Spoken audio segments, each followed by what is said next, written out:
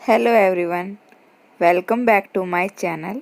तो आज हम करेंगे छोटी ई की मात्रा वाले शब्दों का ही पार्ट 2। तो चलिए शुरू करते हैं। कवि कवि,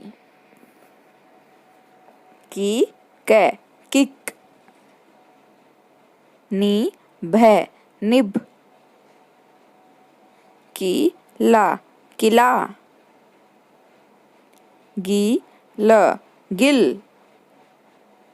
गति गति, घिरा घिरा,